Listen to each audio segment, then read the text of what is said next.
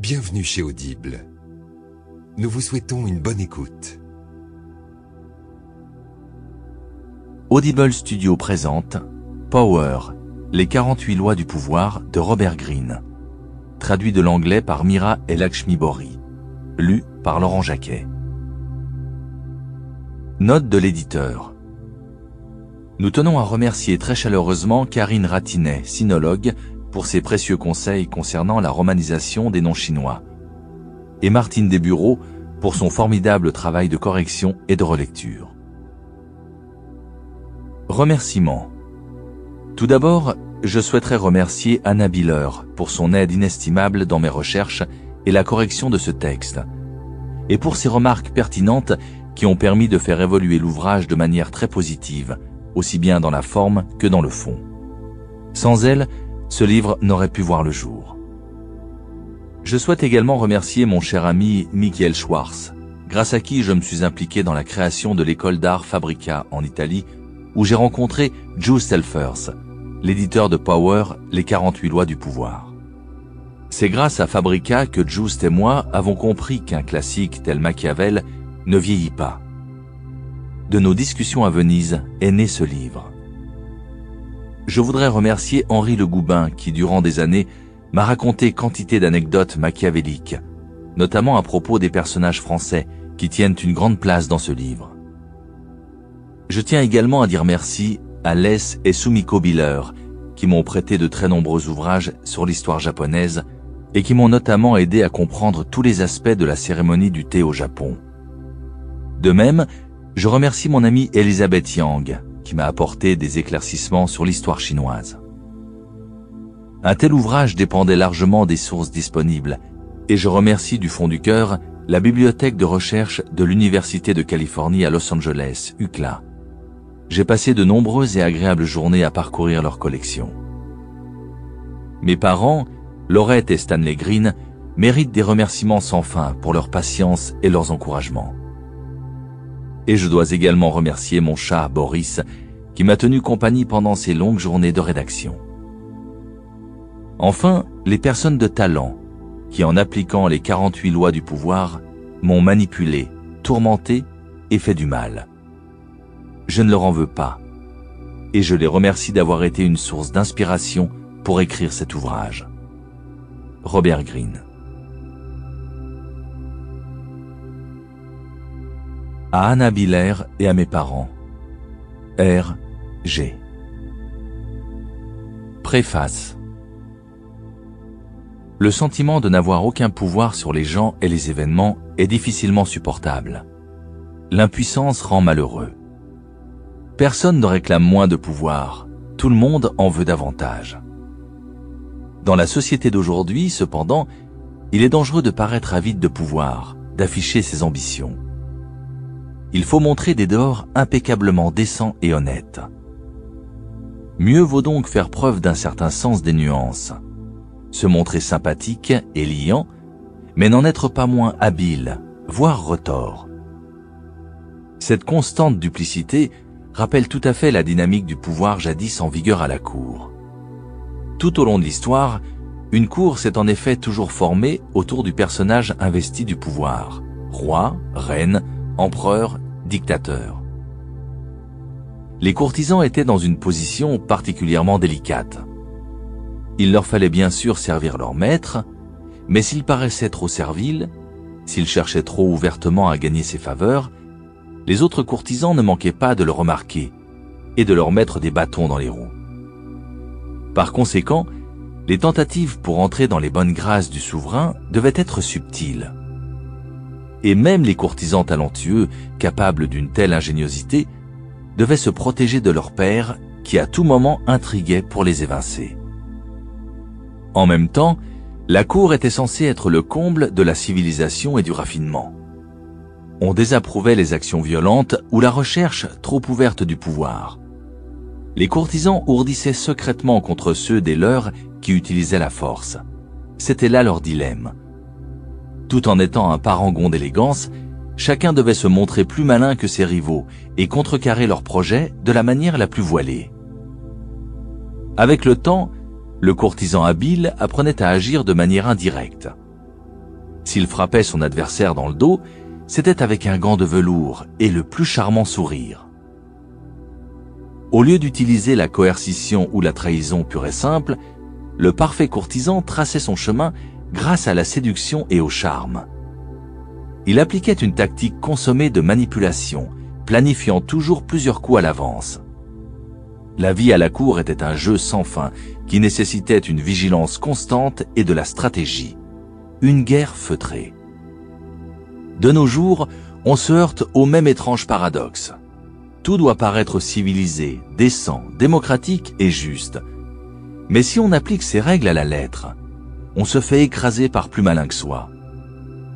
Pour citer le grand diplomate et courtisan de la Renaissance Nicolas Machiavel, « Celui qui veut en tout et partout se montrer homme de bien ne peut manquer de périr au milieu de tant de méchants. » La cour se voulait le summum du raffinement, mais sous ce vernis bouillonnait un infernal chaudron de pulsions brutales, cupidité, envie, luxure, jalousie, haine. Le monde d'aujourd'hui se croit au fait de la justice, et pourtant, les mêmes vices immondes sont tapis en chacun de nous, comme autrefois. Le jeu n'a pas changé. Extérieurement, on est censé y mettre les formes, mais à part soi, à moins d'être stupide, il faut apprendre à suivre le conseil de Napoléon, avoir une main de fer dans un gant de velours. Si, comme les courtisans de jadis, vous pratiquez l'art du louvoiement en apprenant à séduire, charmer, manipuler subtilement vos adversaires, vous atteindrez les sommets du pouvoir. Vous serez capable de plier les gens à votre volonté sans qu'ils s'en aperçoivent. Et si d'aventure ils le font, ils céderont et ne vous en voudront même pas.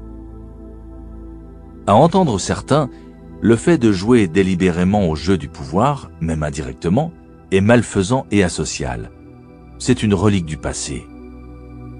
Ceux-là prétendent ne pas se compromettre à ce jeu, comme si le pouvoir ne les concernait en rien. Méfiez-vous d'eux, car tandis qu'ils professent ouvertement cette opinion, ce sont souvent eux les plus féroces. Ils utilisent des stratégies qui masquent intelligemment leurs manœuvres. Ils font étalage de leur faiblesse et de leur impuissance comme s'il s'agissait là de vertu. Mais la véritable impuissance, celle qui est dénuée d'arrière-pensée intéressée, ne se vante pas de sa fragilité pour gagner la sympathie ou le respect. Le fait d'exhiber sa faiblesse n'est autre qu'une stratégie particulièrement retorse, efficace et subtile. Voir loi 22, capituler à temps. Une autre tactique hypocrite est d'exiger l'égalité de tous en tout.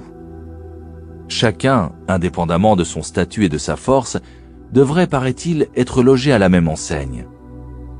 Or, si pour éviter la souillure du pouvoir, on tente d'appliquer ce principe, on se heurte à un problème.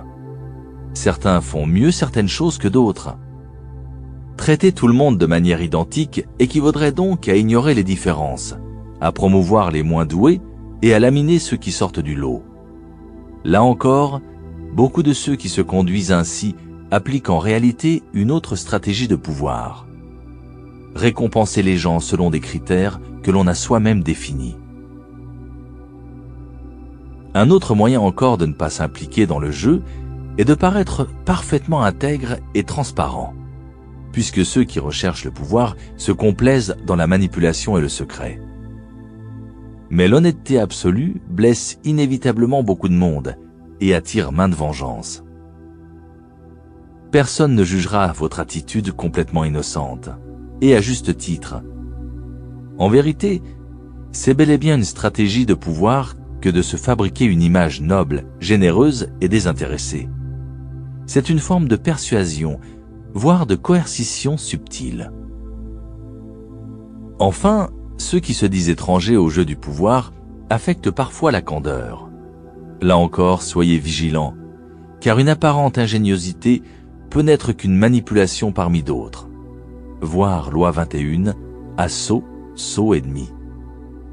Même la naïveté authentique n'est pas nécessairement innocente. Les enfants peuvent être naïfs de bien des manières, mais ils cherchent souvent, d'instinct, à prendre le contrôle de leur entourage. Les enfants souffrent de leur sentiment d'impuissance face aux adultes. et ils utilisent les moyens à leur portée pour se faire une place. Les vrais innocents ont comme tout le monde besoin de pouvoir, et ils sont souvent d'une efficacité d'autant plus redoutable à ce jeu que leur stratégie n'est pas calculée. Une fois encore, ceux qui font étalage d'innocence sont parfois les moins innocents de tous. On reconnaît ceux qui se prétendent au-dessus de la mêlée à leur façon d'afficher leur vertu, leur piété, leur sens profond de la justice. Mais nous sommes tous avides de pouvoir. La plupart de nos actions sont orientées en ce sens. Et ces gens-là ne font que jeter de la poudre aux yeux. Ils cachent leurs ambitions sous les oripeaux d'une prétendue supériorité morale. Si vous les observez attentivement, vous constaterez que ce sont souvent les plus habiles à la manipulation indirecte, même si certains la pratiquent inconsciemment. D'ailleurs, ils poussent de hauts cris lorsque les tactiques qu'ils utilisent quotidiennement sont dévoilées au grand jour. Le monde est une immense cour où se trament toutes sortes d'intrigues. C'est ainsi. Nous sommes piégés dedans. Donc, rien ne sert de vouloir rester en marge. Cela ne fera que vous rendre impuissant, et l'impuissance vous rendra malheureux. Au lieu de nier l'évidence, au lieu de vous trouver des excuses, de vous plaindre et de vous culpabiliser, tâchez d'exceller dans la course au pouvoir. En fait, meilleur on est dans ce domaine, meilleur on est en tant qu'ami, amant, époux et homme, tout simplement. En suivant la voie du parfait courtisan, voir loi 24, soyez un courtisan modèle, vous apprendrez à renvoyer aux autres une plus flatteuse image d'eux-mêmes. Vous deviendrez pour eux une source de plaisir. Ils auront besoin de vous. Ils rechercheront votre présence. Si vous parvenez à maîtriser les 48 lois illustrées dans ce livre, vous leur épargnerez la souffrance qu'inflige un pouvoir mal géré. Car ce mal guette ceux qui jouent avec le feu sans savoir qu'il brûle.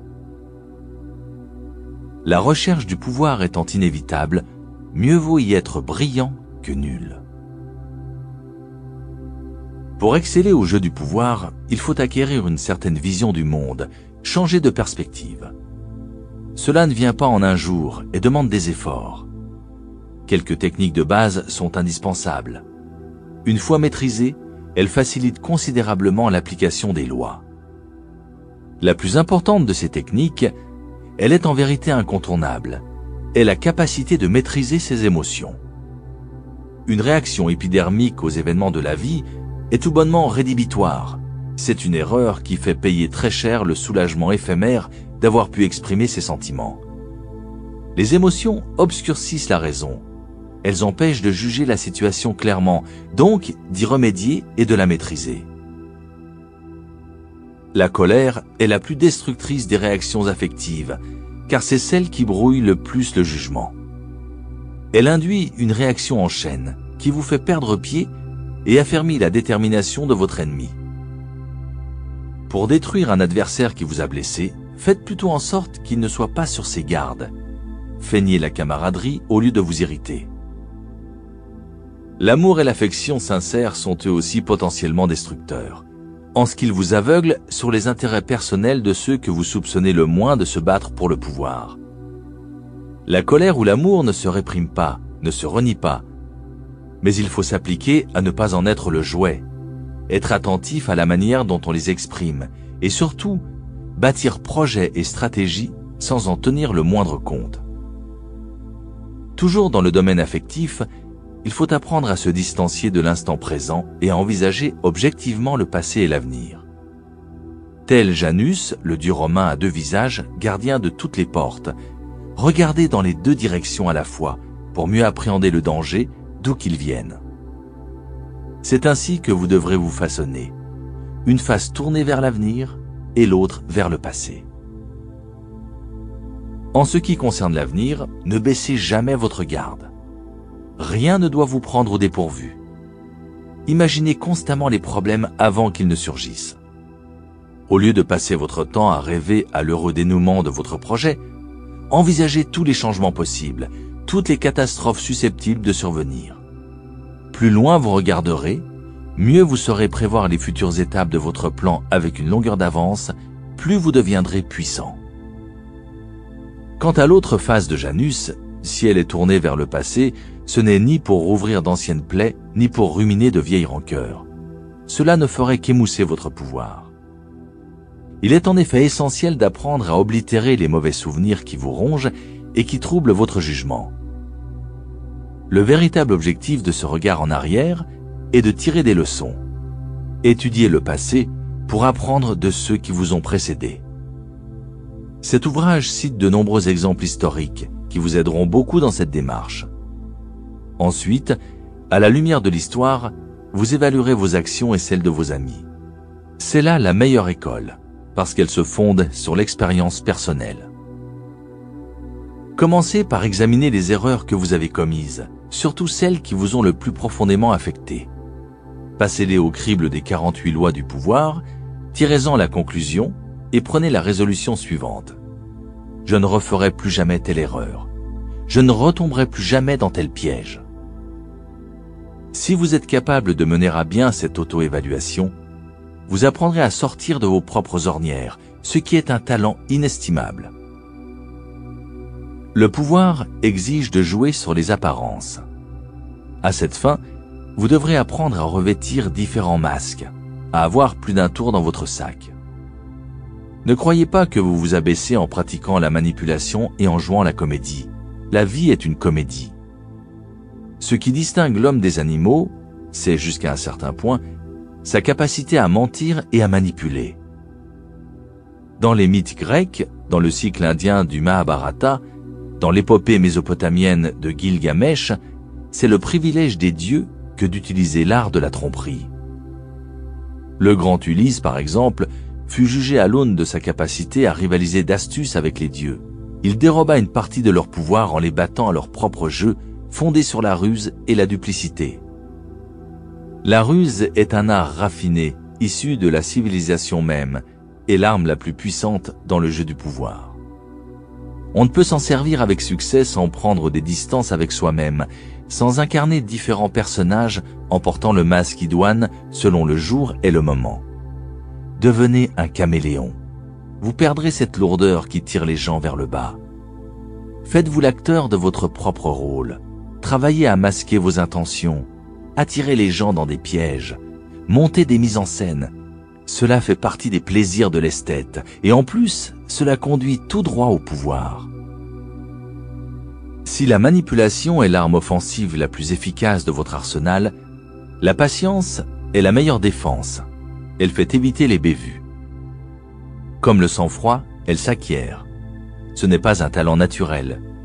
Mais rien de ce qui touche au pouvoir n'est naturel. Le pouvoir est d'essence plus divine que quoi que ce soit d'autre au monde. La patience est la vertu des dieux, car ils ont l'éternité devant eux. Elle permet de faire des merveilles. Quand on met le temps de son côté, on arrive même à faire repousser l'herbe, à condition de voir loin. L'impatience, en revanche, affaiblit. C'est un obstacle majeur sur le chemin du pouvoir. Le pouvoir est amoral par nature. Pour l'acquérir, il faut évaluer les circonstances pour elles-mêmes et non d'un point de vue éthique. La quête du pouvoir est un jeu. On ne le répétera jamais assez. Et au jeu, on ne juge pas l'adversaire à ses intentions, mais à la portée de ses actes. On évalue sa stratégie et son pouvoir à leurs preuves visibles et tangibles. Combien de fois les meilleures intentions du monde ne sont-elles mises en avant que pour masquer une turpitude?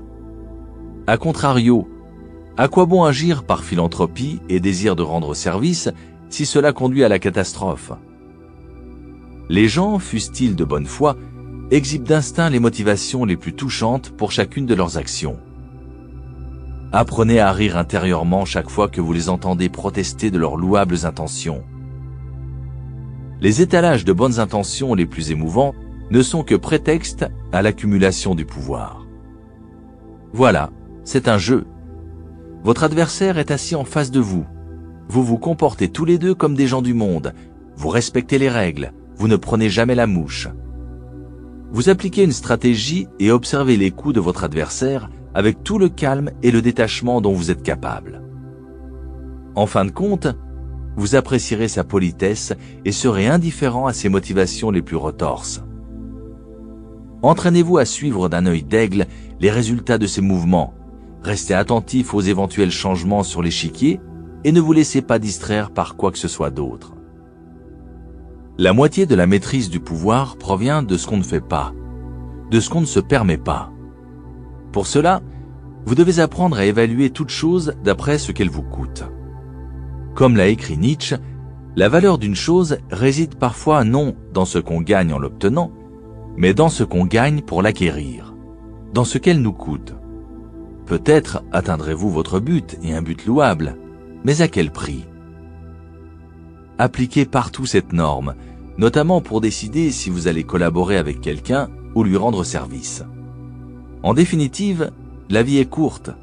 Certaines occasions ne se présentent pas tous les jours et vous avez un capital limité d'énergie à dépenser. Votre temps, notamment, n'est pas extensible. Ne gaspillez jamais un temps précieux. Ne vous tourmentez pas pour le compte des autres, ce serait trop cher le payer. L'arène du pouvoir est la société. Pour le conquérir et le garder, il vous faudra développer votre capacité à comprendre les autres.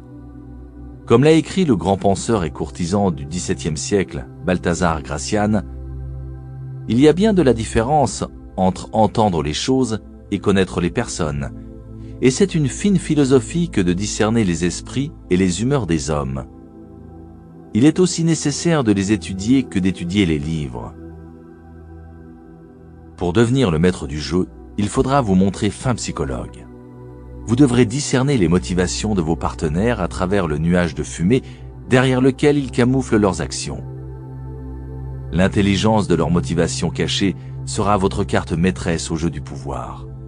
Elle vous ouvrira des possibilités illimitées de manipulation, de séduction et de tromperie. L'homme est d'une complexité infinie, et l'on peut passer sa vie à l'observer sans jamais le comprendre tout à fait. Alors ne perdez pas de temps. Gardez un principe en tête. Ne pas faire de différence entre ceux qu'on a à l'œil et ceux auxquels on se fie. Ne faites jamais aveuglément confiance à quiconque et restez vigilant avec tout le monde, même avec ceux auxquels vous lie amour ou amitié. Enfin, suivez votre bonhomme de chemin vers le pouvoir par des voies détournées. Comme la boule de billard qui rebondit plusieurs fois avant de percuter son objectif, vos mouvements devront être prévus et exécutés de la manière la moins évidente possible. Si vous êtes rompu à tirer toujours dans les coins, vous ferez des prodiges à la cour. Tout en passant pour un parangon de bonne éducation, vous mettrez tout le monde dans votre poche et votre mouchoir par-dessus. Les 48 lois du pouvoir se présentent comme une sorte de manuel de l'art de biaiser, fondé sur les écrits de personnages qui ont étudié le jeu du pouvoir jusqu'à en devenir les maîtres. Leurs ouvrages couvrent une période de plus de 3000 ans, de l'Antiquité chinoise au XXe siècle, en passant par la Renaissance italienne. Vous y relèverez des tendances générales et des thèmes communs. Tous s'attachent à cerner l'essence du pouvoir, que nul n'a encore défini de façon exhaustive. Les 48 lois du pouvoir ont recueilli la quintessence de cette sagesse millénaire, extraite des travaux des plus illustres stratèges. Sun Tzu, Clausewitz, homme d'État, Bismarck, Talleyrand, courtisan, Castiglione, Gracian, séducteur, Ninon de l'Enclos, Casanova, et escroc, Yellow Kid Vale, de l'histoire. Ces lois ont un principe simple. Certains comportements renforcent presque toujours le pouvoir, respect de la loi, tandis que d'autres l'affaiblissent ou le réduisent à néant, violation de la loi. Ces principes sont illustrés par des exemples historiques. Les lois ont une valeur immuable et absolue. Les 48 lois du pouvoir autorisent différentes lectures. Si vous lisez le livre in extenso, en commençant par le début, vous y découvrirez un panorama général du pouvoir. Certaines lois ne vous sembleront pas concerner directement votre situation personnelle, pourtant, vous finirez probablement par trouver que toutes sont applicables, et de fait, liées entre elles. Une telle vue générale vous donnera les moyens de mieux évaluer vos actions passées et de mieux maîtriser vos affaires en cours. Cette approche suscitera en vous une réflexion dont le retentissement aura sur votre vie un effet durable. Mais l'ouvrage a aussi été conçu pour permettre au lecteur d'y piocher ça et là tel ou tel point précis selon les circonstances. Vous connaissez une négociation difficile avec votre patron, par exemple, et vous ne comprenez pas pourquoi vos efforts ne vous valent pas plus de gratitude, donc une promotion. Plusieurs lois concernent les relations avec un supérieur. Dans ce cas, il est à peu près certain que vous en enfreignez une. En parcourant dans le sommaire la présentation de chaque loi, vous pourrez identifier celle qui vous concerne. Enfin, ce livre peut être parcouru pour le plaisir, comme une agréable promenade à travers les petites manies et les grands exploits de nos prédécesseurs. Un avertissement, cependant, à ceux qui pourraient choisir cette approche. On n'attrape pas un serpent par la queue juste pour voir. Le pouvoir est un miroir aux alouettes doté de propriétés hypnotiques. C'est un labyrinthe dans lequel on se perd avec une complaisance qui tourne bientôt à l'ivresse. En d'autres termes, plus on le prend au sérieux, plus cela devient amusant. N'approchez pas en dilettante un sujet aussi grave. Les dieux du pouvoir regardent d'un mauvais œil la frivolité. Ils ne comblent que leurs étudiants zélés et châtient ceux qui croient pouvoir se contenter de passer impunément un moment agréable. Celui qui veut en tout et partout se montrer homme de bien ne peut manquer de périr au milieu de tant de méchants. Il faut donc qu'un prince qui veut se maintenir apprenne à ne pas être toujours bon et à en user bien ou mal selon la nécessité. Nicolas Machiavel, 1469-1527, Le Prince, traduit par Jean-Vincent Périès. Les cours sont sans contredit le séjour naturel de la politesse et du savoir-vivre. Si cela n'était, elle serait le théâtre du meurtre et de la désolation. Ceux qui maintenant se sourient et s'embrassent s'insulteraient et se poignarderaient si la bienséance et les formes ne s'interposaient entre eux. Lord Chesterfield, 1694-1773. Lettre à son fils Philip Stanhope. Que les agneaux aient l'horreur des grands oiseaux de proie, voilà qui n'étonnera personne. Mais ce n'est point une raison d'en vouloir aux grands oiseaux de proie de ce qu'ils ravissent les petits agneaux. Et si les agneaux se disent entre eux, ces oiseaux de proie sont méchants, et celui qui est un oiseau de proie, aussi peu que possible, voire même tout le contraire, un agneau, celui-là ne serait-il pas bon? Il n'y aura rien à objecter à cette façon d'ériger un idéal, si ce n'est que les oiseaux de proie lui répondront par un coup d'œil quelque peu moqueur et se diront peut-être « Nous ne leur en voulons pas du tout à ces bons agneaux, nous les aimons même. Rien n'est plus savoureux que la chair tendre d'un agneau. » Friedrich Nietzsche, 1844-1900. Généalogie de la morale, traduit par Henri Albert. Les seuls moyens d'arriver à quelque chose avec les gens sont la force et le mensonge. L'amour aussi, dit-on. Mais cela équivaudrait à attendre le soleil, alors que dans la vie, on a besoin de chaque instant. Johann von Goethe, 1749-1832. La flèche tirée par l'archer peut ou non tuer une personne. Mais les stratagèmes d'un homme avisé peuvent détruire jusqu'aux enfants dans le sein de leur mère. Kautilya, philosophe indien, 3e siècle avant Jésus-Christ. Je me suis demandé comment expliquer le fait que l'homme met tout son talent à déployer tant de ruses, d'artifices et d'ingéniosité pour tromper son prochain et qu'il en résulte un monde plus beau. Francesco Vettori, contemporain et ami de Machiavel, début du XVIe siècle.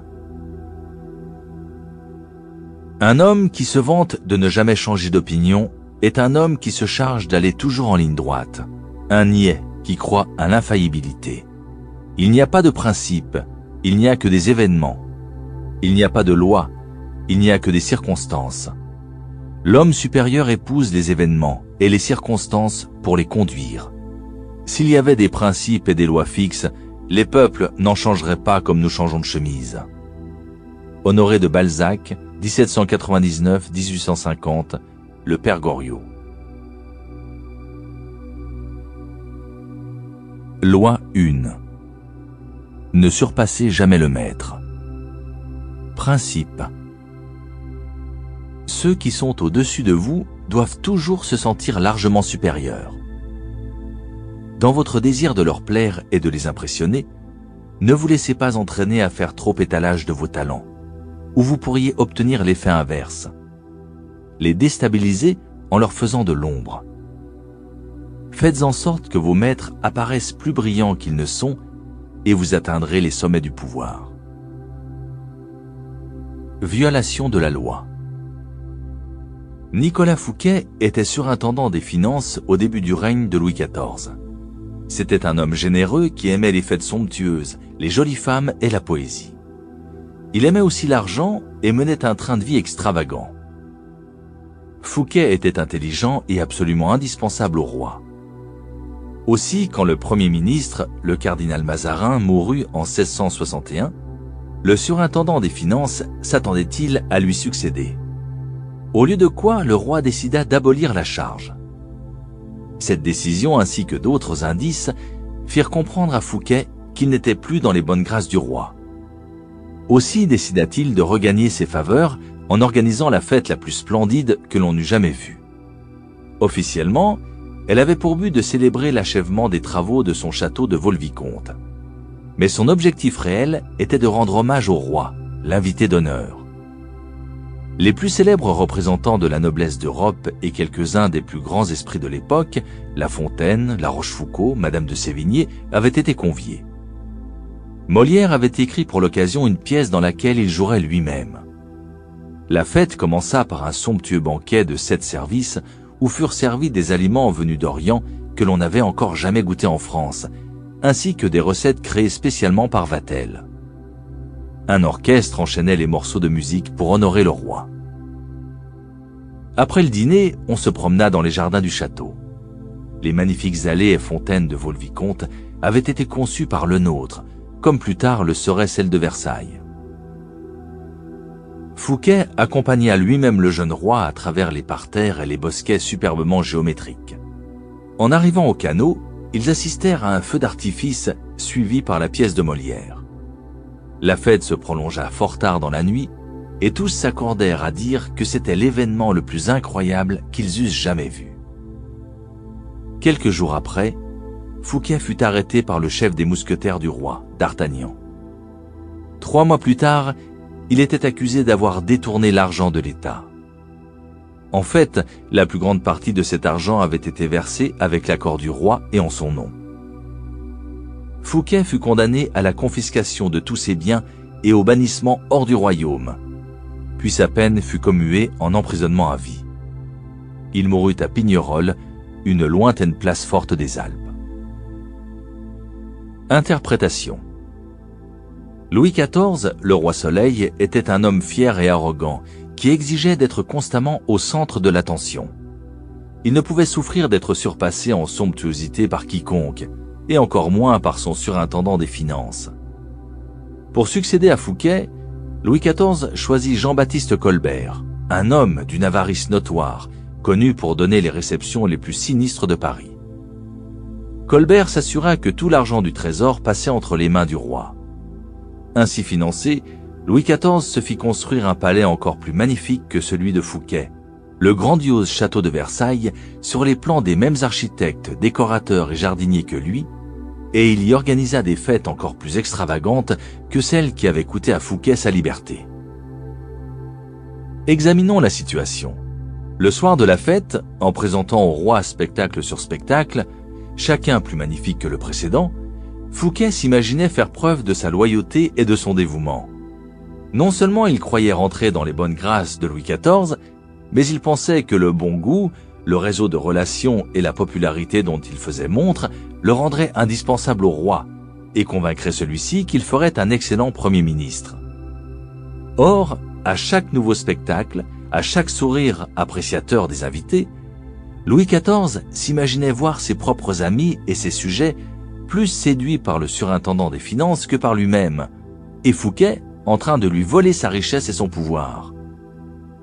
Plutôt que de flatter son hôte, ces fastes étaient une offense à la vanité du roi. Bien sûr, Louis XIV ne l'aurait jamais avoué, mais il s'empara du premier prétexte venu pour se débarrasser de celui qui lui avait, par maladresse, fait craindre pour son prestige. Tel est le sort, sous une forme ou sous une autre, de tous ceux qui égratignent la confiance en soi du maître, portent atteinte à sa vanité ou le font douter de sa prééminence. Le 17 août, à 6 heures du soir, Fouquet était le roi de France. À 2 heures du matin, il n'était plus rien. Voltaire, 1694-1778, le siècle de Louis XIV. Respect de la loi. Au début du XVIIe siècle, l'astronome et mathématicien italien Galilée se trouvait dans une situation précaire. Il dépendait de la générosité des grands pour financer ses recherches. C'est pourquoi, comme tous les savants de la Renaissance, il dédiait parfois ses inventions et découvertes aux mécènes de son temps. C'est ainsi qu'il offrit au duc de Gonzague le compas de proportion, compas à usage militaire qu'il avait amélioré. Puis, 9 ans plus tard, c'est aux Médicis qu'il dédicaça le traité expliquant l'utilisation de ce compas.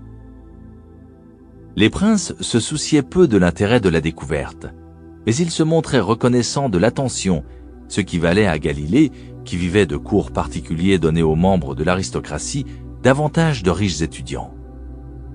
Cependant, comme ces mécènes avaient l'habitude de le récompenser par des cadeaux et non par de l'argent, Galilée vivait dans une précarité constante. Il se dit alors qu'il devait exister un meilleur moyen. En 1610, Galilée découvrit les satellites de Jupiter. Au lieu de répartir l'honneur de cette découverte entre ses différents protecteurs, comme par le passé, donnant à l'un sa lunette astronomique, dédicaçant un livre à l'autre, etc., il décida de se concentrer exclusivement sur les Médicis pour la raison suivante.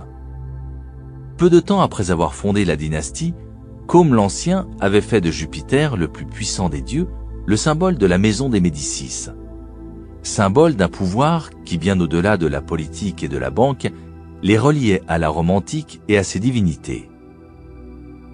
Galilée présenta donc sa découverte astronomique comme un événement cosmique célébrant la grandeur des Médicis. Les astres médicéens, les satellites de Jupiter, se seraient d'eux-mêmes offerts à son télescope au moment où Côme II ceignait la couronne ducale, annonça-t-il. Le nombre des satellites, 4, correspondait aux 4 Médicis. Côme II avait 3 frères. Et les satellites tournaient autour de Jupiter comme ses 4 fils autour de Côme l'Ancien, le fondateur de la dynastie. Plus qu'une coïncidence, c'était la preuve apportée par les cieux eux-mêmes de la céleste ascendance des Médicis. Après leur avoir dédié sa découverte, Galilée fit exécuter un tableau représentant Jupiter assis sur un nuage avec 4 étoiles en cercle autour de lui et présenta cette œuvre à Côme II. Résultat, Côme II fit aussitôt de Galilée le philosophe et mathématicien officiel de sa cour avec un plein salaire. Pour un savant, c'était une jolie réussite. Le temps où il devait quémander auprès de mécènes était révolu. Interprétation. Sa nouvelle stratégie avait valu à Galilée plus que toutes les années passées à la merci de ses mécènes. La raison en est simple. Tous les maîtres veulent paraître les plus brillants. Peu leur importe vérité et invention scientifique. Seul compte pour eux leur propre renom et leur propre gloire. Galilée flattait infiniment plus les Médicis en liant leur nom aux forces cosmiques qu'en faisant d'eux les patrons de quelques nouvelles découvertes de la science. Les savants ne sont pas épargnés par les caprices des mécènes et les vicissitudes de la vie à la cour. Ils ne sont que des courtisans parmi d'autres, gravitant autour de ceux qui tiennent les cordons de la bourse. Et la puissance de leur intellect peut créer chez leur maître un malaise, l'impression de n'être là que comme bailleur de fonds, un rôle obscur et sans prestige. Or, celui qui permet la réalisation d'un grand projet se voudrait créatif et puissant, plus important que le résultat obtenu en son nom. Au lieu d'une impression de malaise, il faut lui donner la gloire. Galilée, lui, n'a pas défié l'autorité intellectuelle des Médicis avec sa découverte. En aucune façon, ils ne se sont sentis inférieurs. En les comparant littéralement aux étoiles, il les a fait briller au-dessus des autres cours d'Italie. Loin de surpasser le maître, il a fait en sorte que le maître surpasse tout le monde. Les clés du pouvoir. Il n'est personne qui, à un moment ou à un autre, n'éprouve la fragilité de son prestige. Quand vous dévoilez au monde vos talents, vous suscitez naturellement envie, ressentiment et autres sentiments inavouables. Il faut vous y attendre. Vous ne pouvez évidemment passer votre vie à vous soucier de la mesquinerie des autres. Cependant, avec ceux qui sont au-dessus de vous, montrez-vous avisé. Dans les sphères du pouvoir, surpasser le maître est peut-être la pire erreur qui soit. N'allez pas croire que la vie a changé depuis l'époque des Médicis et celle de Louis XIV. Ceux qui atteignent les sommets sont comme les rois et les reines.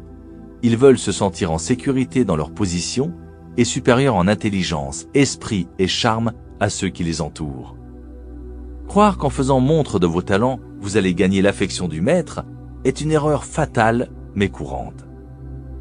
Celui-ci peut feindre de vous apprécier, mais à la première occasion, il vous remplacera par quelqu'un de moins intelligent, moins séduisant, moins célèbre, exactement comme Louis XIV a remplacé le brillant Fouquet par le terne Colbert.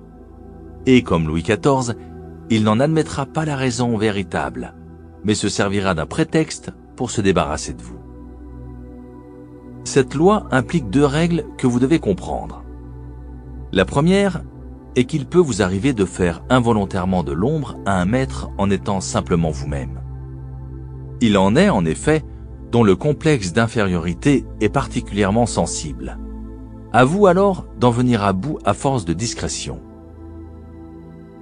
Nul n'était aussi comblé par la nature qu'Astor III Manfredi, prince de Faenza. C'était le plus charmant des jeunes princes d'Italie, apprécié de ses sujets pour son ouverture d'esprit et sa générosité. En 1500, César Borgia mit le siège devant Faenza. Quand la ville se rendit, les habitants s'attendaient au pire de la part du cruel Borgia, qui cependant décida de l'épargner. Il se contenta d'occuper la forteresse sans procéder à aucune exécution et autorisa le prince Manfredi, alors âgé de 18 ans, à rester à Faenza avec sa cour totalement libre. Quelques semaines plus tard, pourtant, Manfredi était arrêté et enfermé dans une prison romaine. Et 1 an après, son corps fut repêché dans le Tibre, une pierre au cou.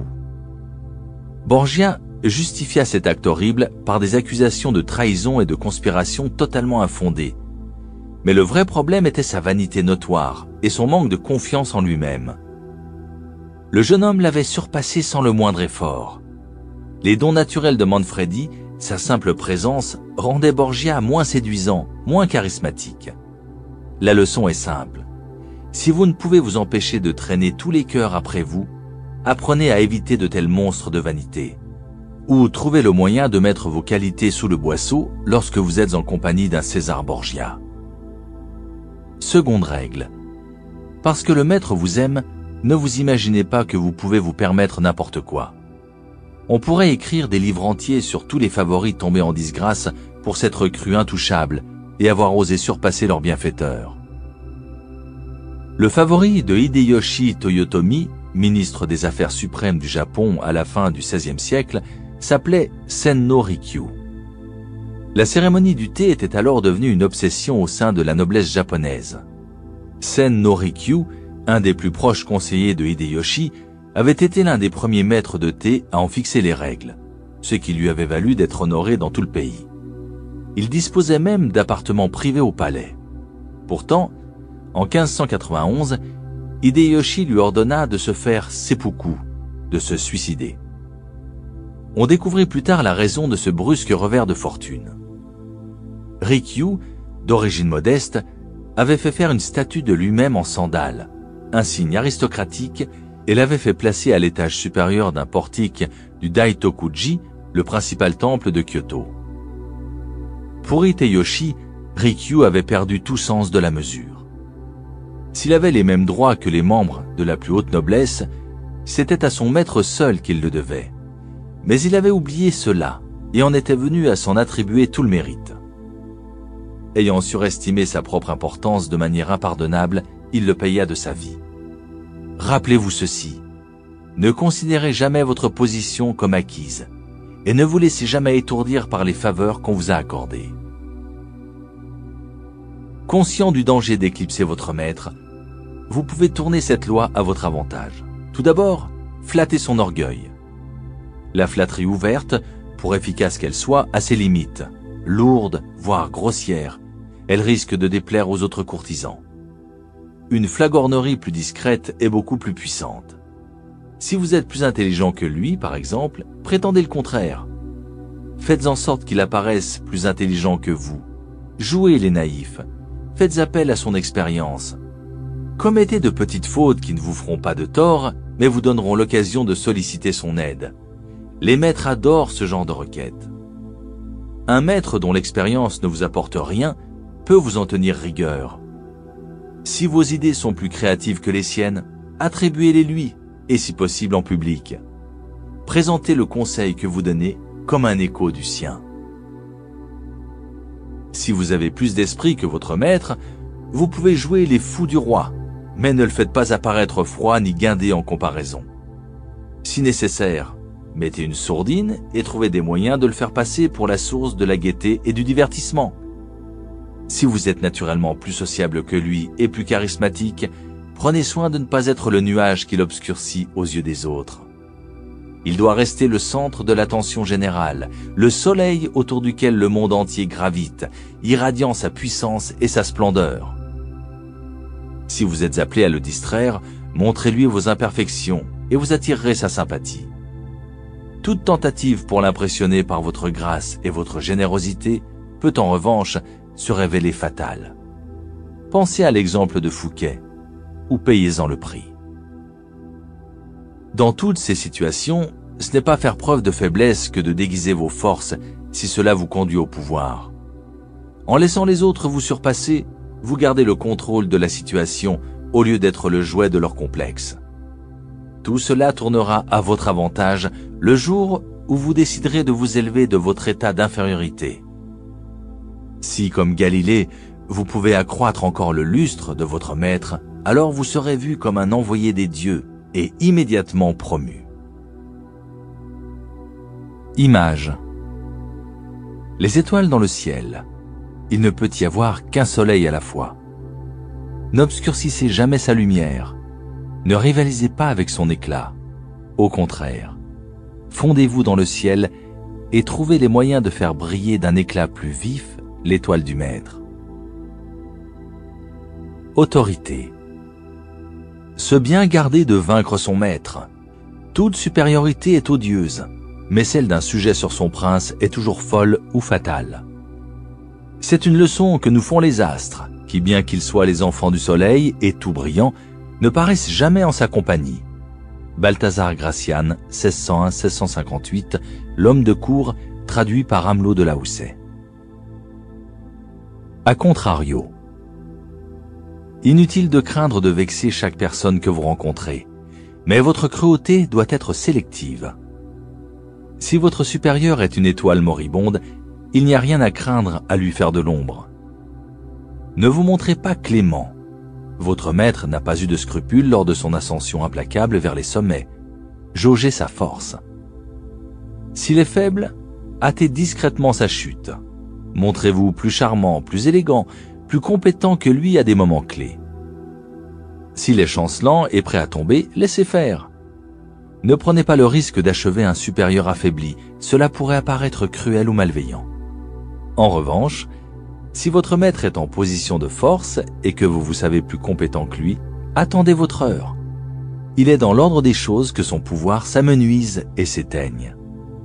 Votre maître chutera un jour, et si vous jouez bien, vous lui survivrez et le surpasserez.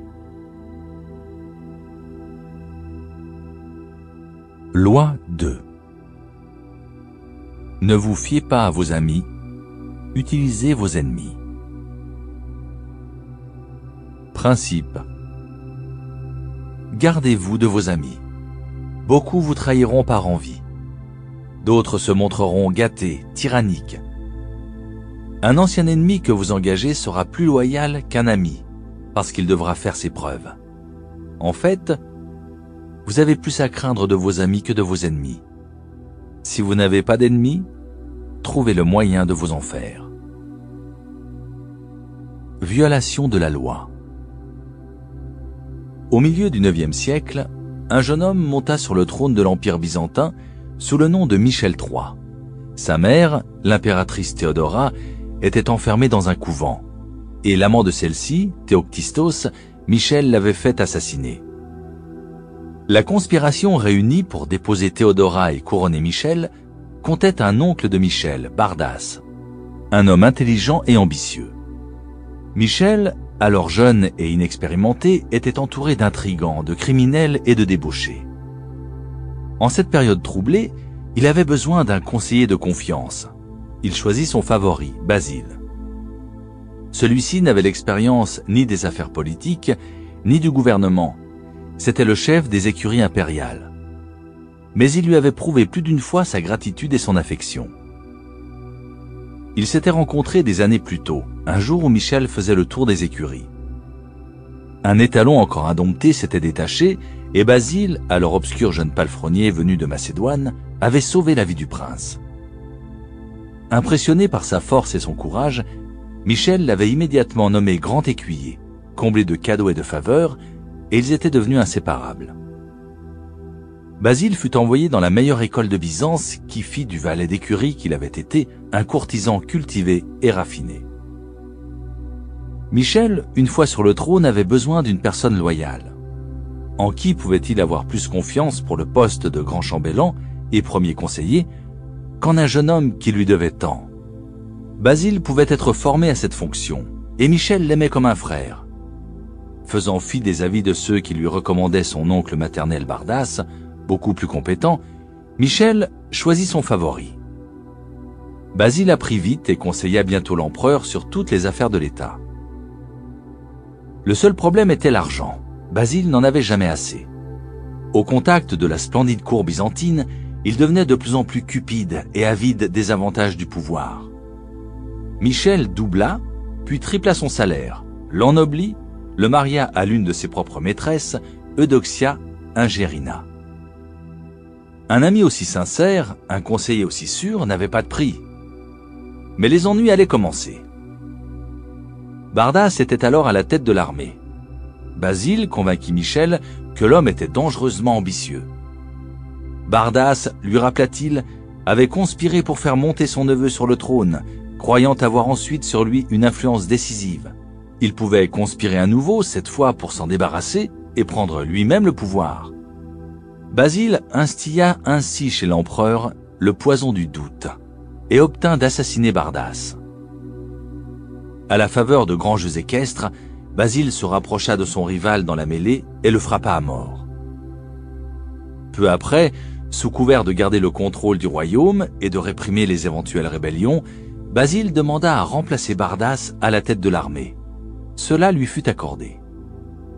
Le pouvoir et les richesses de Basile allèrent croissant. Et quelques années plus tard, Michel, qui connaissait des difficultés financières à cause de son train de vie extravagant, lui demanda le remboursement de ses dettes. À sa grande stupéfaction, Basile refusa. Et devant son impudence, Michel ouvrit soudain les yeux. L'ancien valet d'écurie avait plus d'argent, plus d'alliés dans l'armée et le gouvernement, et de fait, plus de pouvoir que l'empereur lui-même. Quelques semaines plus tard, après une nuit de beuverie, Michel se réveilla entouré de soldats. Basile était parmi eux. Ils le frappèrent à mort. Après s'être autoproclamé empereur, Basile Ier parcourut à cheval les rues de Byzance, brandissant au bout d'une longue pique la tête de son ancien bienfaiteur et ami. Interprétation. Michel III avait misé son avenir sur la gratitude que Basile aurait dû éprouver pour lui.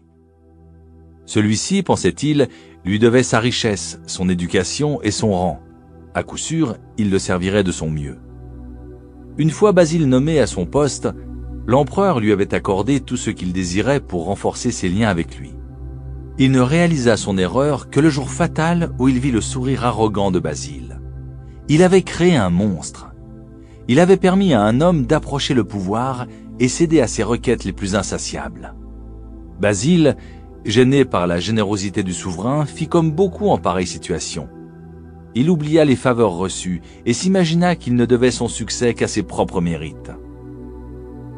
Au moment où Michel prit conscience de la situation, il pouvait encore sauver sa vie. Mais l'amitié et l'amour aveugles, ils font perdre le sens des réalités. Personne ne peut croire à la trahison d'un ami. Michel s'y refusa et finit la tête au bout d'une pique. Mon Dieu, gardez-moi de mes amis. Quant à mes ennemis, je m'en charge. Voltaire, 1694-1778. Respect de la loi. Après la chute de la dynastie des Han, 222 après Jésus-Christ, la Chine connut des siècles de coups d'État, de violence et de sang. Dès qu'un empereur faiblissait, les militaires complotaient pour le tuer et mettaient à sa place sur le trône du dragon leur plus puissant général. Celui-ci s'autoproclamait empereur, inaugurant une nouvelle dynastie, puis pour assurer sa survie faisait exécuter les autres généraux. Quelques années plus tard, le même scénario se reproduisait. De nouveaux généraux assassinaient l'empereur et ses fils. Le monarque était un homme seul, entouré d'ennemis. De tout l'Empire, il était l'homme le plus dénué de pouvoir et dont la situation était la plus précaire. En 959, le général Zhao Qianyin devint le premier empereur Song du Nord. Il savait qu'il n'avait probablement pas plus d'1 an ou 2 à vivre avant d'être éliminé. Comment rompre ce cercle vicieux? Peu après être monté sur le trône, Zhao Qianyin ordonna un banquet pour célébrer l'avènement de la nouvelle dynastie. Il y invita les principaux chefs de l'armée, les fit généreusement boire, puis renvoya tous les gardes. Les généraux crurent alors leur dernière heure arrivée. Au lieu de quoi, Zhao Qianyin s'adressa à eux. « Je passe mes jours dans la crainte et ne suis tranquille ni à table ni au lit. Lequel d'entre vous ne rêve de monter à son tour sur le trône? Je ne mets pas en doute votre loyalisme, mais si par hasard, vos subordonnés avides de richesse et d'honneur vous obligeaient à endosser l'habit jaune, comment pourriez-vous refuser? » Ivres et craignant pour leur vie, les généraux protestèrent de leur innocence et de leur loyauté. Mais Zhao Qianyin reprit. « Pourquoi ne pas plutôt vivre en paix, riche et honoré? Si vous acceptez d'abandonner vos commandements, je suis prêt à vous faire don de magnifiques demeures où vous pourrez jouir de la vie en compagnie de belles filles au milieu des chants et des rires. » Les généraux stupéfaits réalisèrent que l'empereur leur offrait de troquer une existence d'anxiété et de combat contre une vie d'opulence et de sécurité. Le lendemain, tous remirent leur démission et se retirèrent dans les propriétés qu'il leur avait accordées. Zhao Qianyin avait métamorphosé une meute de loups amicaux qui l'aurait certainement trahi en un troupeau d'agneaux dociles et privés de pouvoir. Les années qui suivirent, Zhao Qianyin continua ses campagnes pour consolider son pouvoir. En 971, Liu, le roi des Han du Sud, fut forcé de se soumettre après des années de rébellion. À son grand étonnement, l'empereur lui donna un rang à la cour et l'invita au palais impérial pour sceller leur nouvelle amitié avec du vin. Recevant la coupe que lui offrait l'empereur, le roi Liu hésita, croyant le vin empoisonné.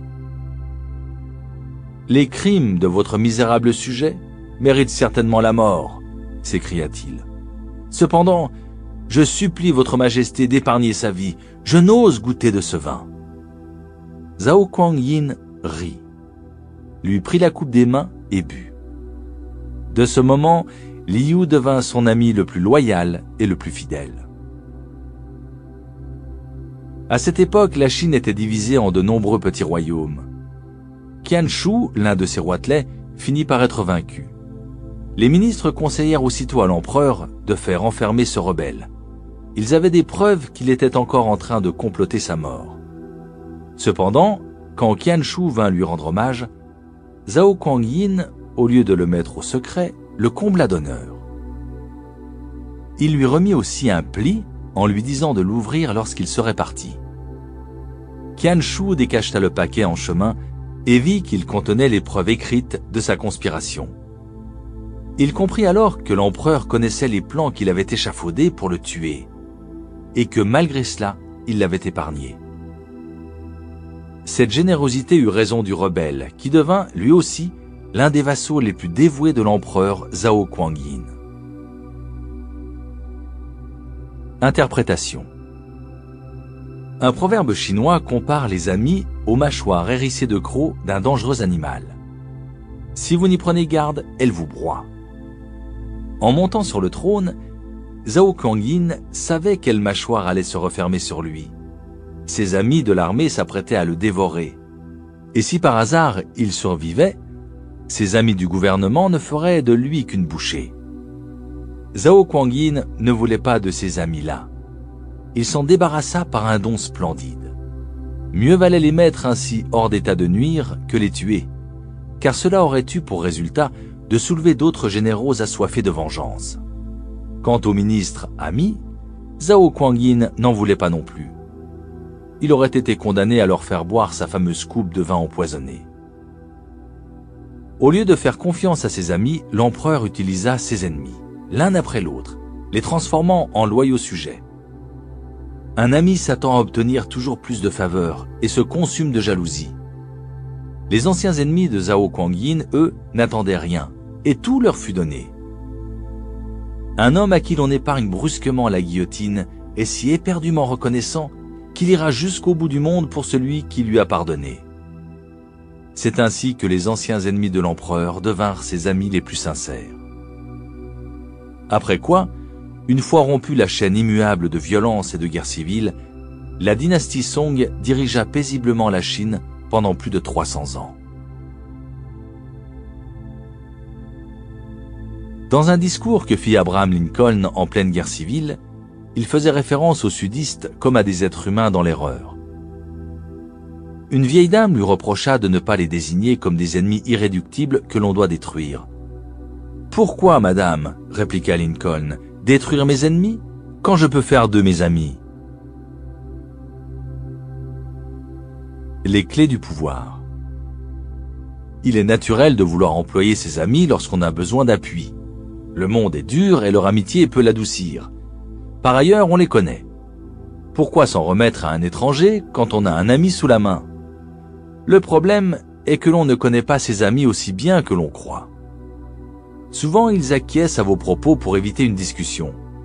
Ils ne relèvent pas vos travers pour ne pas se porter préjudice. Ils rient plus fort que d'autres à chacun de vos bons mots. Puisque l'honnêteté renforce rarement l'amitié, il se peut que vous ignoriez leurs vrais sentiments.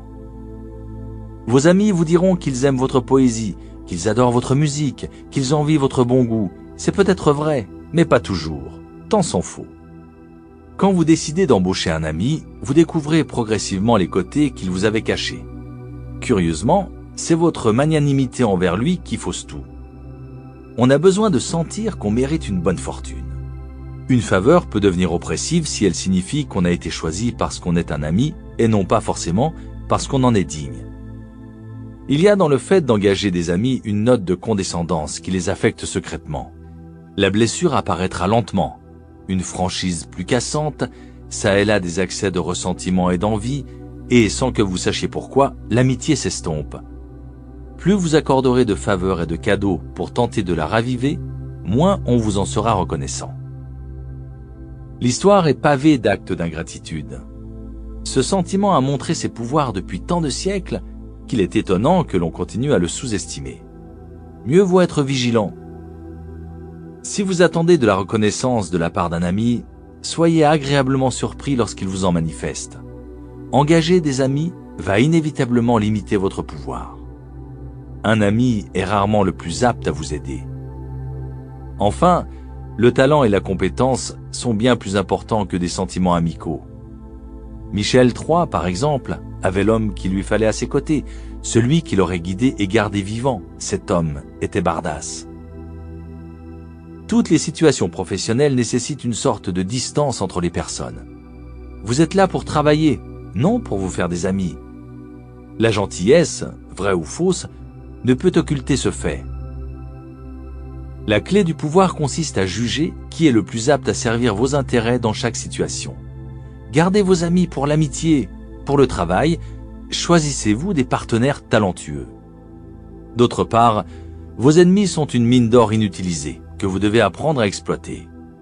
Quand Talleyrand, ministre des Affaires étrangères de Napoléon, décida en 1807 que son maître était en train de conduire la France au désastre, et qu'il était temps de se retourner contre lui, il comprit les dangers d'une conspiration contre l'empereur. Il avait besoin d'un partenaire, d'un complice. À qui pouvait-il faire confiance pour un tel projet? Il choisit son pire ennemi, Joseph Fouché, chef de la police secrète, qui avait même essayé de le faire assassiner. Il savait que la haine qu'ils éprouvaient l'un pour l'autre pouvait susciter une réconciliation émouvante. Il savait que Fouché, n'attendant rien de lui, travaillerait à prouver qu'il était digne de son choix. Et un individu qui a quelque chose à prouver est capable de déplacer des montagnes. Enfin, il savait que sa relation avec Fouché, sans aucune contamination affective, ne serait fondée que sur la satisfaction réciproque de leurs intérêts personnels. Le choix était parfait. Bien que les conspirateurs aient échoué à détrôner Napoléon, l'union improbable de deux partenaires aussi puissants généra beaucoup d'intérêt pour leur cause et l'opposition à l'empereur commença lentement à prendre corps. De plus, Talleyrand et Fouché entretinrent désormais une relation professionnelle fructueuse. Ainsi, chaque fois que cela est possible, enterrez la hache de guerre avec un adversaire et efforcez-vous de le mettre à votre service. Comme le disait Lincoln, vous le détruirez comme ennemi en faisant de lui un ami. En 1970, pendant la guerre du Vietnam, Henry Kissinger fut la cible d'une tentative d'enlèvement qui échoua. La conspiration impliquait entre autres deux célèbres prêtres pacifistes, les frères Berrigan, 4 autres prêtres catholiques et 4 religieuses. En privé, sans en informer les services secrets du ministère de la Défense, Kissinger organisa un samedi matin un entretien avec 3 de ses présumés kidnappeurs. Expliquant à ses invités que la plupart des soldats américains quitteraient le Vietnam dans le courant de l'année 1972, il les retourna complètement en sa faveur. Ils lui remirent des badges marqués « Kidnap Kissinger » et l'un d'entre eux resta son ami durant de longues années, lui rendant visite en plusieurs occasions. Ce n'était pas un stratagème totalement improvisé. Kissinger avait l'habitude de travailler avec ses opposants. Ses collègues disaient qu'il semblait mieux s'entendre avec ses ennemis qu'avec ses amis. Sans adversaire autour de nous, nous devenons paresseux. Un ennemi à nos trousses aiguise notre esprit, maintient notre vigilance. Gardez-vous donc quelques ennemis plutôt que de les transformer tous en alliés. Pour Mao Zedong, le conflit fut crucial dans son approche du pouvoir. En 1937, les Japonais envahirent la Chine, mettant fin à la guerre civile qui faisait rage entre les communistes de Mao et leurs ennemis nationalistes. Craignant que les Japonais ne les écrasent complètement, certains chefs communistes préconisèrent de laisser les nationalistes affronter seuls les Japonais. Pendant ce temps, les communistes en profiteraient pour reconstituer leurs forces. Mao n'était pas de cet avis. D'après lui, les Japonais n'avaient pas la capacité de vaincre et d'occuper longtemps un pays aussi vaste que la Chine. Une fois les Japonais partis, les communistes interrompus plusieurs années dans leur lutte contre les nationalistes auraient perdu la main et seraient mal préparés à la reprendre. Se battre contre un formidable ennemi comme les Japonais serait en revanche un parfait entraînement pour l'armée communiste hétéroclite. Le plan de Mao fut adopté et ce fut un succès. Lorsque les Japonais se retirèrent, les communistes avaient acquis une expérience du combat qui leur permit de triompher des nationalistes. Des années plus tard, un militaire japonais voulut formuler des excuses pour l'invasion de la Chine par son pays. Mao l'interrompit. « Ne devrais-je pas plutôt vous remercier ?» Sans un opposant de valeur, expliqua-t-il, ni un homme ni un groupe ne peuvent s'aguerrir et devenir plus forts. La stratégie du conflit permanent adoptée par Mao comporte plusieurs composantes clés. D'abord, il faut être certain qu'à long terme, vous en sortirez victorieux. Ne combattez pas quelqu'un que vous n'êtes pas sûr de vaincre. Mao savait que les Japonais seraient défaits en leur temps. Deuxièmement, si aucun adversaire ne se présente de lui-même, vous devrez vous fixer une cible commode ou même parfois transformer un ami en ennemi, tactique que Mao utilisa bien souvent en politique.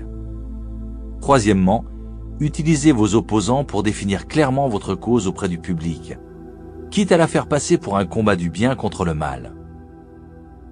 Mao attisa ainsi les conflits de la Chine avec l'Union soviétique et les États-Unis. Sans ennemi clairement défini, croyait-il, son peuple perdrait la notion de ce que signifiait le communisme chinois. Un ennemi parfaitement ciblé est un argument plus fort que tous les discours. Ne vous laissez jamais déstabiliser par la présence d'ennemis. Vous êtes en bien meilleure posture avec un ou deux adversaires déclarés que lorsque vous ignorez où vos vrais ennemis se cachent. L'homme de pouvoir accueille le conflit, utilise son antagoniste pour soutenir sa réputation, comme il le ferait d'un combattant prévisible et sûr en des temps d'incertitude. Image. Les mâchoires de l'ingratitude. Sachant ce qui se passerait si vous mettiez votre doigt dans la gueule d'un lion, vous allez garder vos distances avec vos ennemis. Vous ne prendrez pas de telles précautions avec des amis, et si vous les employez, ils vous mangeront tout cru avec ingratitude. Autorité. Savoir tirer profit de ses ennemis. Toutes les choses se doivent prendre, non par le tranchant, ce qui blesserait, mais par la poignée, qui est le moyen de se défendre, à plus forte raison l'envie. Le sage tire plus de profit de ses ennemis que le fou n'en tire de ses amis. Balthazar Gracian, 1601-1658, L'homme de cour, traduit par Amelot de la Houssaye. A contrario. En général, mieux vaut ne pas mélanger travail et amitié, mais il arrive qu'un ami puisse vous être plus utile qu'un ennemi. Un homme de pouvoir, par exemple, a souvent des basses œuvres à effectuer, dont, pour sauver les apparences, il est préférable que d'autres que lui se chargent. Les amis font souvent cela au mieux, parce que leur affection les rend désireux de saisir cette opportunité. Si pour quelque raison vos projets achoppent, vous pouvez ainsi utiliser un ami comme bouc émissaire. Les souverains avaient souvent recours à ce subterfuge. Ils laissaient leurs favoris porter la responsabilité d'une faute, car personne ne s'attendait à ce qu'ils sacrifient délibérément un ami. Bien sûr, une fois cette carte jouée, l'ami est perdu pour toujours. C'est pourquoi, pour ce rôle du bouc émissaire, une simple relation est préférable à un véritable ami. Enfin, le fait de travailler avec des amis brouille les limites et les distances que le travail nécessite. Toutefois, si les deux parties comprennent le danger que cela implique, un ami peut être employé efficacement. Mais ne baissez jamais votre garde, soyez à l'affût de réactions épidermiques comme l'envie et l'ingratitude. Rien n'est stable au royaume du pouvoir, et l'ami le plus proche peut se transformer en ennemi mortel. Les amis font plus de mal que les ennemis, parce qu'on ne s'en méfie point. Démonax, philosophe grec, environ 70-170 après Jésus-Christ. Toutes les fois que je donne une place vacante, je fais un ingrat et 100 mécontents. Louis XIV, 1638-1715. Je tiens donc qu'on peut aimer un homme plus qu'un autre, à proportion qu'il aura plus de mérite. Mais qu'il est périlleux de prendre une telle confiance en quelqu'un sous cette apparence d'amitié, que par la découverte de nos secrets, nous nous exposions à un long repentir. Baldassare Castiglione, 1478-1529, le parfait courtisan et la dame de cour. Le serpent, le villageois et le héron. Un serpent, poursuivi par des chasseurs, supplia un villageois de lui sauver la vie. Pour le cacher, le villageois s'accroupit et laissa le serpent entrer dans son ventre. Mais quand le danger fut passé et que le villageois demanda au serpent de sortir, ce dernier refusa. Il était en sécurité à l'intérieur. En rentrant chez lui, le villageois vit un héron et lui murmura son histoire. Le héron lui dit alors de s'accroupir et de forcer pour faire sortir le serpent. Quand le serpent sortit furtivement la tête, le héron l'attrapa, le tira et le tua. Le villageois était inquiet parce qu'il pensait que le poison du serpent pouvait être resté en lui.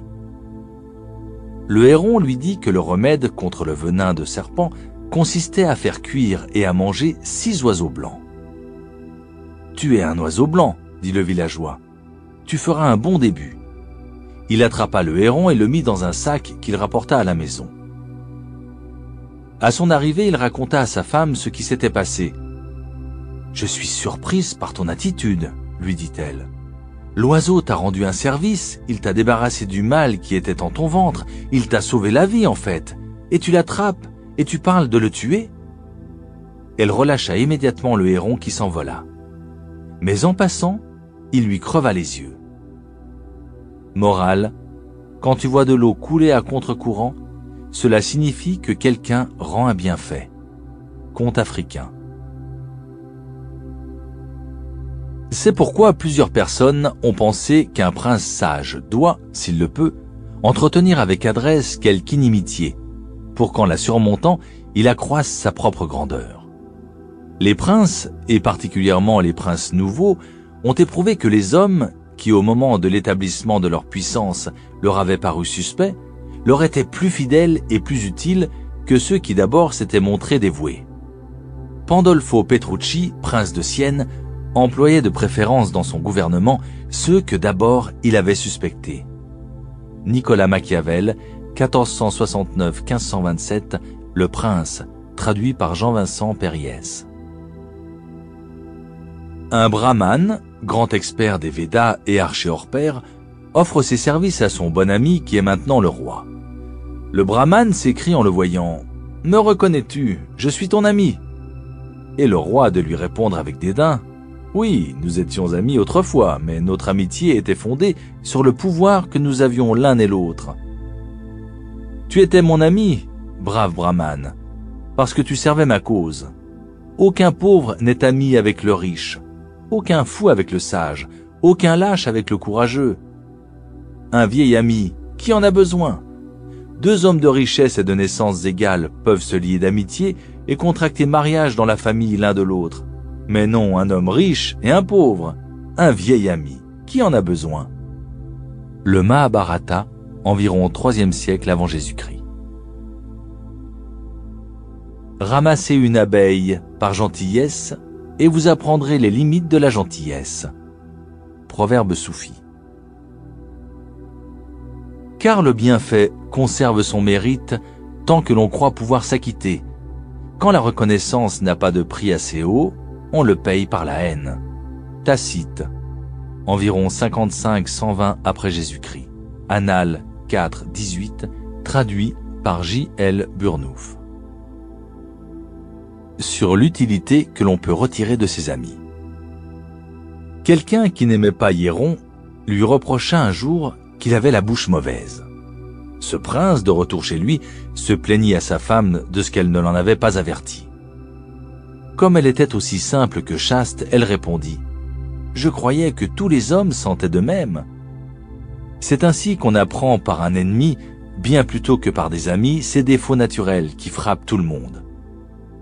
Plutarque,